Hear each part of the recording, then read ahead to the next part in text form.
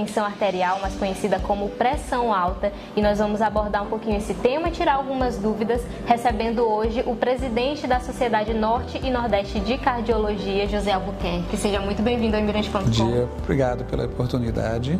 Então a gente vai falar sobre esse assunto que a gente ouve muito falar, mas o alerta ali, de fato, ele precisa ser feito o tempo todo, afinal a hipertensão ela surge de forma silenciosa, né? Exatamente, esse é um ponto em questão. Primeiro porque a hipertensão é um dos principais fatores de risco para o desenvolvimento de qualquer doença cardiológica. Os derrames, o acidente vascular cerebral, o infarto agudo do miocárdio, a insuficiência cardíaca.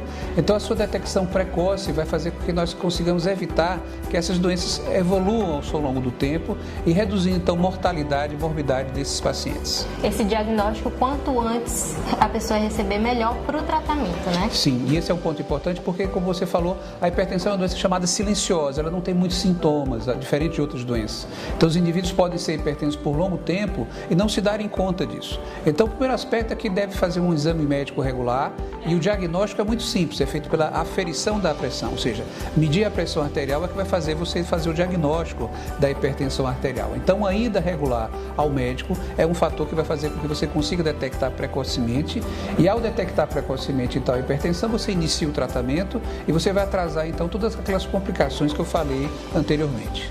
E quais são os principais fatores que podem fazer com que uma pessoa desenvolva a pressão alta? Esse é um ponto importantíssimo. Primeiro, dois fatores que nós chamamos não modificáveis. Tem a ver com a própria idade do indivíduo, então quanto mais idoso, maior a chance de ser hipertenso.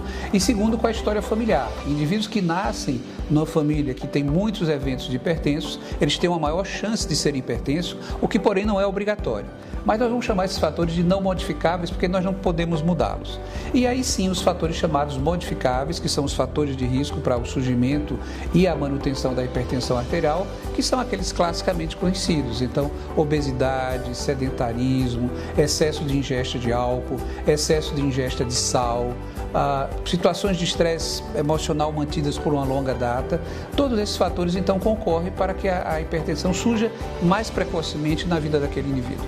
E um ponto que chama muito a atenção entre esses fatores é a submissão ao estresse, porque hoje em dia, com a rotina apertada, lotada de coisas que todo mundo tem, aquela pressão, seja no trabalho, seja na família, e o próprio cenário de pandemia que nos acompanha aí há 2 anos mais ou menos, é um fator que submeteu todo mundo ao estresse. Isso teve um impacto no número de pessoas que desenvolveram a pressão alta? Sim, primeiro porque, como você falou, hoje em dia a gente vive num mundo de estresse, todo mundo está super ocupado, 1001 atividades.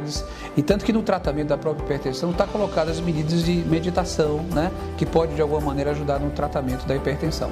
E a pandemia foi um divisor de águas. Nós tivemos 2 problemas com a pandemia. Primeiro, as pessoas deixaram de ir aos médicos, as pessoas deixaram de procurar os seus serviços regulares de saúde e com isso muitas pessoas que se tornaram hipertensas não tiveram o diagnóstico da hipertensão e muitas delas já se apresentaram com complicações da doença. O segundo aspecto é que durante a pandemia, muitos indivíduos também pararam de fazer o seu tratamento, abandonaram as medicações, deixaram de fazer o seu tratamento regular, o que fez com que então que aqueles indivíduos que já eram hipertensos perdessem o controle que havia da doença. E o terceiro aspecto que você mencionou foi o grau de ansiedade que a pandemia trouxe para todos nós. Isso se refletiu não só no aumento das doenças cardiovasculares, infarto, morte súbita, e também nos eventos de saúde mental, ansiedade, depressão, que por sua vez também estão interrelacionados com o próprio surgimento e a manutenção da hipertensão arterial. Então, sem dúvida alguma que a pandemia do Covid trouxe um agravo muito importante para todas as doenças cardiovasculares, mas notadamente para a hipertensão arterial. Então, esse período que a gente está, que lembra, né, a prevenção, o combate, qual é o alerta que a Sociedade de Cardiologia faz para a população? Tanto para quem já recebeu esse diagnóstico, tanto para quem acha que é uma coisa que está distante da sua realidade, que não pode acontecer. O que a gente deve fazer e como ficar alerta nessa data? Muito bem. Primeiro que a data ela é colocada como a data de prevenção e enfrentamento. Então, nós temos 2 momentos distintos aqui.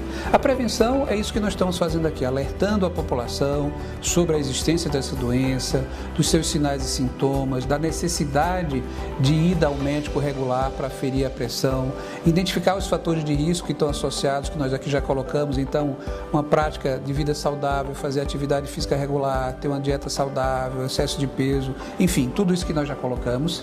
E o segundo momento do dia é o enfrentamento, ou seja, o entendimento de que a hipertensão arterial é uma doença crônica e uma vez diagnosticado com hipertenso, você deve tratar a hipertensão pelo resto da sua vida.